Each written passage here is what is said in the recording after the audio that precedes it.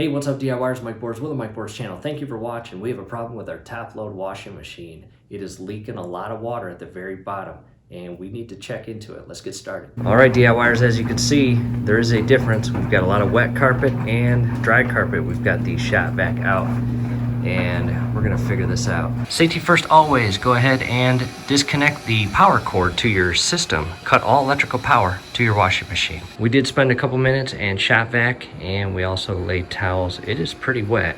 You will hear a vacuum down below, and that is my younger brother. He's down there vacuuming the water that actually went through the floor and to the basement. Check your hot and cold shutoff valves. Make sure that they are dry. In the event that they are completely wet, your leak may be coming from here. Follow the lines. You've got the hot inlet and the cold inlet connection points at your machine. Make sure that they are secured and dry. In the event that one of them is loose, it's very possible that that is your leak point. In addition, this is your drain hose, and believe it or not, this is a very common cause for a washing machine to leak. This goes pretty deep into this PVC pipe, and unfortunately over time, as the water is draining, if it is not secured properly, it can actually shift up and out of this pipe and spray water all over. And in our case, ours is dry. So what I want to do is remove this entire shell. You've got a Phillips screw on each side. Go ahead and remove those. After removing those screws, you also have a 1/4 inch screw on each side. Go ahead and remove those. Do your best not to drop them.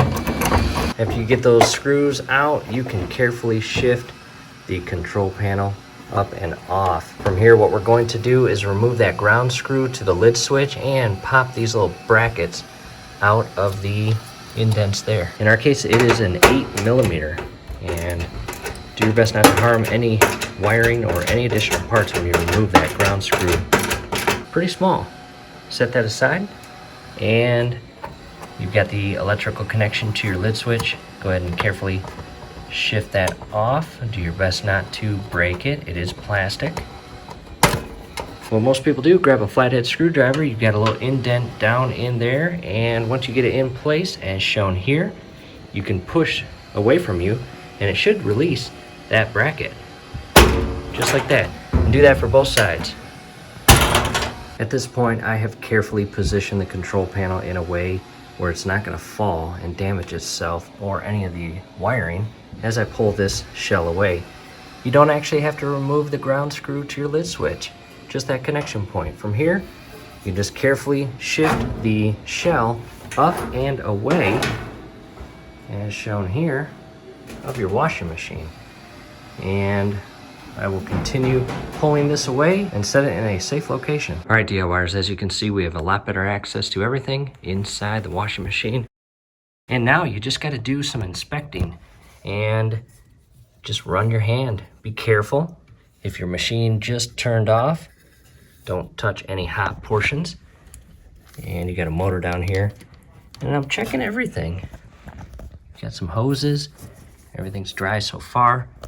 Inside here, you've also got some springs. Make sure those springs are on and secure. I've got one here. I've got one in the back right there. And I've also got one way back there with the blue paint on it. Make sure that is properly secured on the hook, as you can see right there.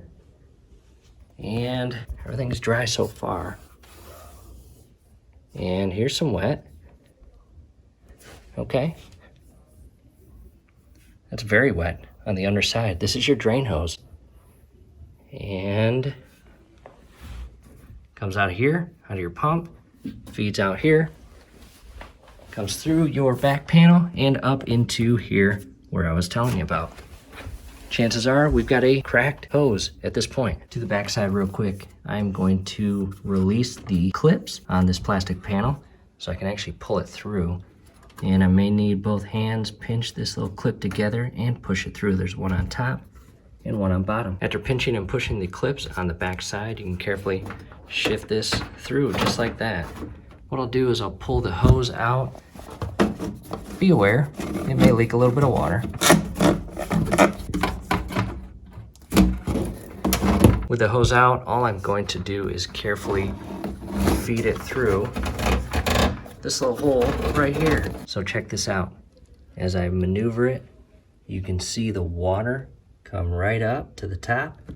I'll pick it back up, and as I picked it up, I put my hand right under there, and sure enough, with the water inside there, it is leaking. This hose must be removed and replaced altogether. What I did next was grab an industrial size trash bag to catch any and all water that leaks out when we remove this from the pump.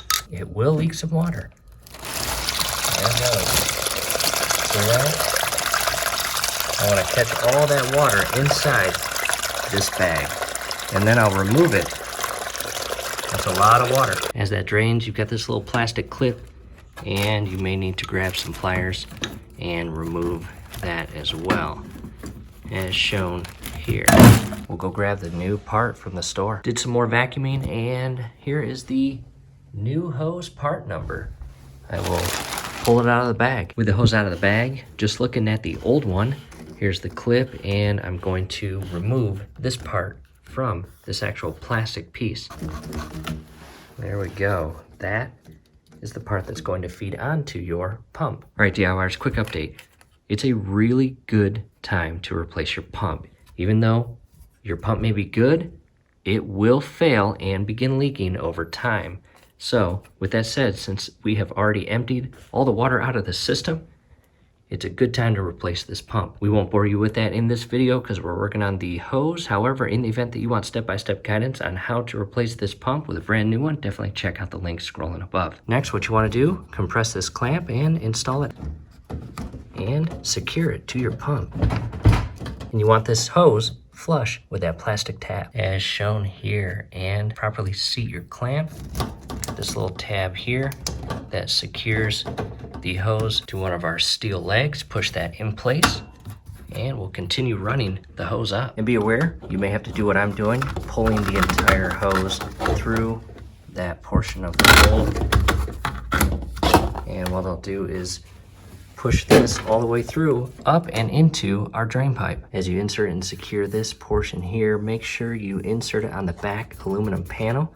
You've got a couple tabs on the front, couple tabs on the back, and then push the clips through until they are 100% through the aluminum and locked in place. In addition, I've got this properly secured, and all the way down from here, just verify you're not leaving any parts or tools behind. We'll go grab the shell and install it. Next couple minutes, just be patient to align the shell back in place, and it should be flush with this little plastic seal here. And grab your clamps.